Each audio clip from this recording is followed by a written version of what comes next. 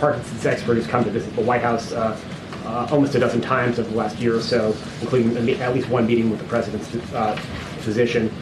Could you state, like, very clearly, yes or no, was that expert here to participate in anything surrounding the care of the President of the United States? So let me just say a couple of things. We have had a comprehensive, and I just want to take another step back, comprehensive physical examination. The President has had that. We've given a comprehensive report. We've shared that the past 3 years.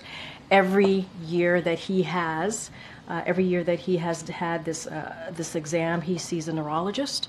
And just to give you a quote from that, from the report most recently in February, an extremely detailed neurological exam was again reassuring in that there were no findings which would be consistent with any cerebellar or other central neurological disorder such as a stroke, multiple sclerosis, Parkinson's, or ascending lateral sclerosis, end quote.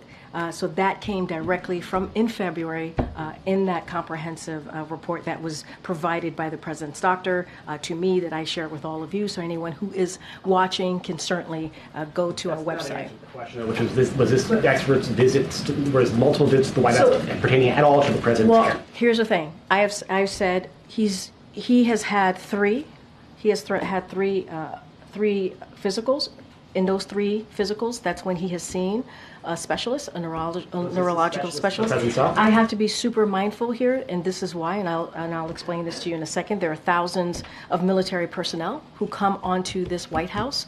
Many of them get the care from the White House medical unit, and so need to be super careful. There are, the medical unit hosts a wide range of specialists, from dermatologists to a neurologist, and so I cannot speak to every person because there's actually a security reasons to protect their privacy. We respect and protecting people's privacy, so do not want to share. I'm not going to share people's names from here, but the President, I can tell you, has seen a neurologist 3 times, as it's connected to a physical that he gets every year that we provide to all of you. But there have been a number of people who have said, listen, why don't you have a cognitive test just to rule out that there are any issues? Would the President, would you counsel him to do that just to sort of put an end to these questions? Andre, I hear you.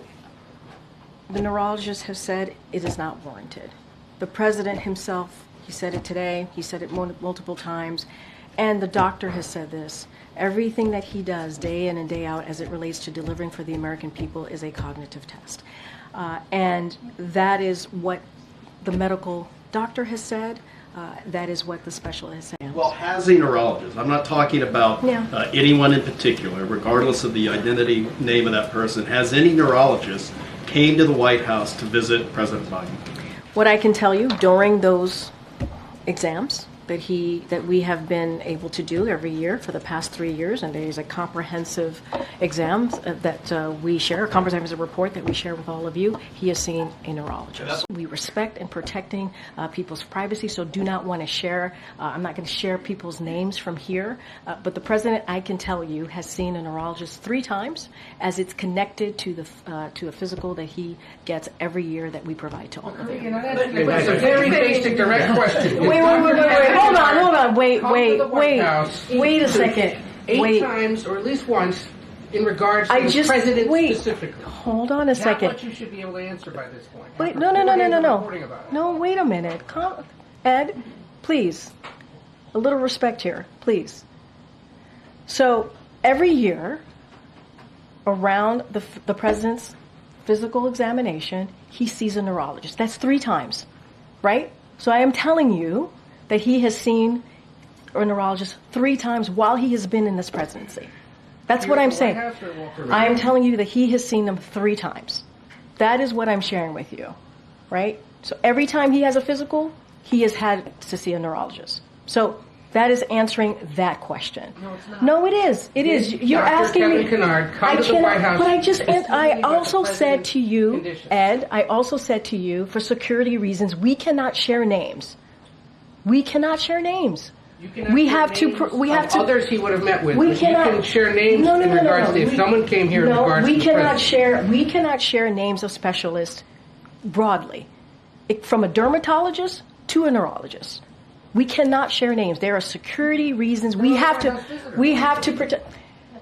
I understand that. I hear you. Right there for anyone to see. Ed, I hear you. I cannot from here confirm any of that because we have to keep their privacy. I think they would appreciate that too. We have to give them. The doctor. We have to keep their privacy. It is public. I hear you. Guys, hold on a second. There's no reason to go back and forth and be in this aggressive way. Missed around here about how information's been shared with the press corps about him. What do you missed about? What do you missed about? Everything he just asked about. And then every time I come back and I answer the question that you guys asked. Correctly, you didn't have to come back and clean it up. I never answered the question incorrectly. That is not true. I was asked about a medical exam. I was asked about a physical. That was in the line of question that I answered. And I said, no, he did not have a medical exam. And I still stand by that. Matter of fact, the president still stands by that. He had a verbal check-in. That is something that the president has a couple times a week. Now in regards to Dr. Kevin Kennard. And I am telling you right now that I am not sharing confirming names from here. It is the security reasons. I am not going to do that, Ed. It doesn't matter how hard you push me. It doesn't matter how angry you get with me. I'm not going to confirm a name. It doesn't matter if it's even in the log. I am not going to do that from here. That is not something I am going to do. What I can share with you is that the president has seen a neurologist for his physical 3 times. 3 times. And it is in the reporting that we share a comprehensive reporting. Matter of fact, it's more than what the last guy shared, and it is in line with what George W. Bush did. It's in line with what Obama did.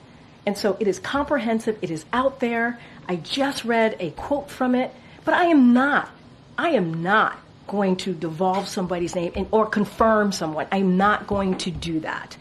That is as privacy for that person. I'm not going to do that. It doesn't matter how hard you push me. It doesn't matter how angry you get with me from here. I'm just not going to do that. It is inappropriate and it's not acceptable. So I'm not going to do it.